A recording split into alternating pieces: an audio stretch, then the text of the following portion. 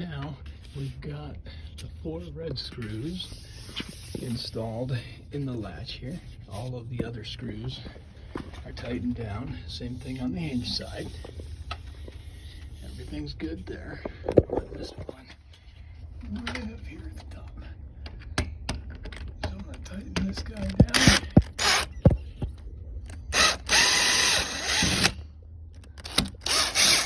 Okay.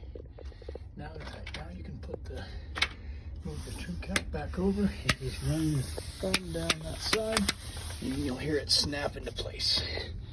Do the same thing on the latch side, and then we are ready to open the door. Open the door, and you can lock this into place by just pushing until you hear the snap. Take out all of the packing material and remove